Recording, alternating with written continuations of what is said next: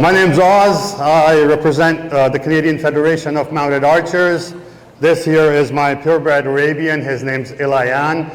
I bought him when he was 10 months old. He's turning 8 this June.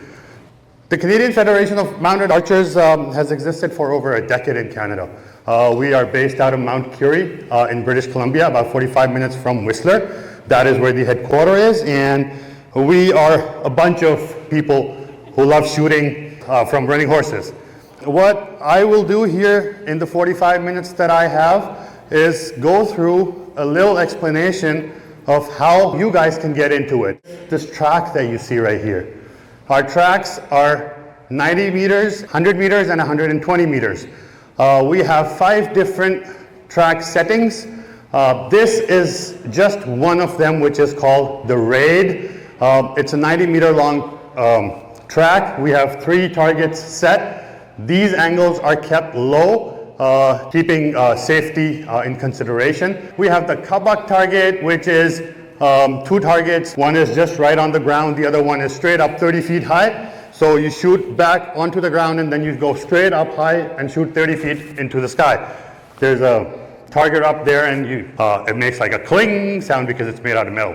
All right. Then we have the tower. The tower is a target that is 3-faced and it's set right in the center of the track. The rider can shoot as many arrows as he or she can with a minimum of 3 arrows. If they shoot less than 3 arrows, they do not get points.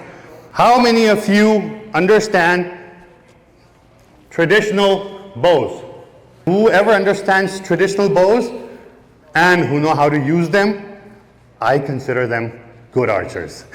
So imagine if you're standing on the ground and shooting 500 arrows to about 1,000 arrows a day, your muscles and your brain sync. They know what to do. When you're on the horse and you're shooting, you don't have the time. Look at the arrow, pull it out of the quiver, look at the string, load the arrow, and then draw and release. If you're doing this slow, the horse has already gone to the end of the track. So what we do is we train ourselves on how to speed shoot, which means we're shooting at least 3 arrows in 10 seconds. The traditional bow, we have carbon arrows, we have wooden arrows of 2 types, made of pine and made of bamboo. There's a lot of things involved. Number 1, training yourself. Number 2, training the horse. Now, because I've seen a lot of horses that when we shoot and the arrow is released from the bow, it makes a sound. And the horses, they get spooked. How do you train your horse on mounted archery? We have 2 people train 1 horse.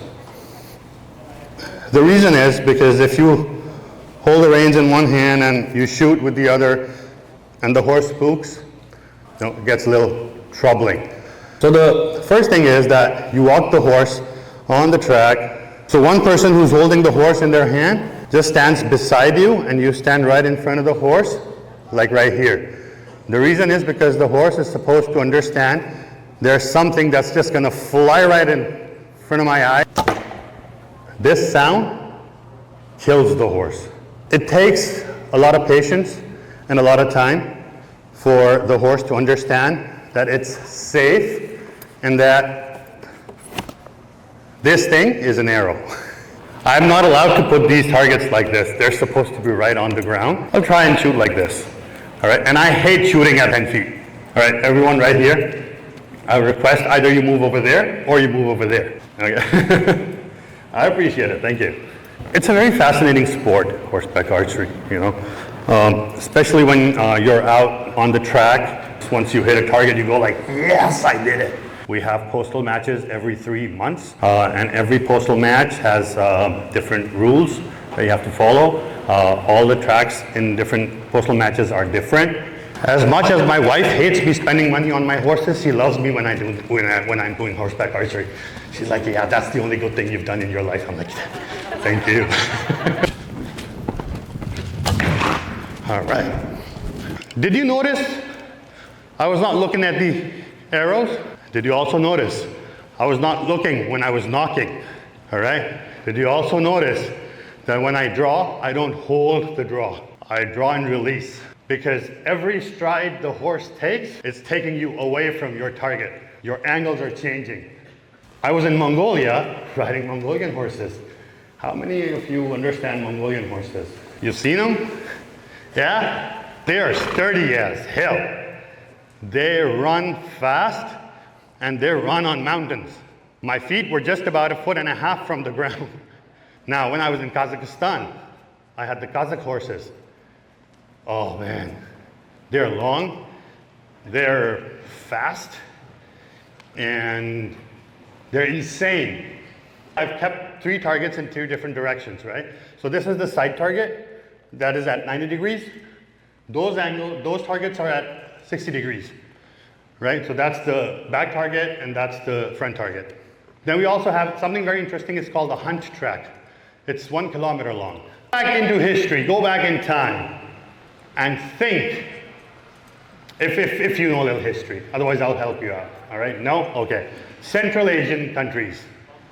All right, there you go. You're talking about Turkmenistan, Tajikistan, Azerbaijan, you know, all the ex-Russian states, right? And then when you come down, Eastern Europeans are pretty good at it. And you wouldn't believe this, but France is actually world champions right now. Yeah. So this is the side quiver, right? On the right-hand side. Then we also have the front left quiver, which is like this.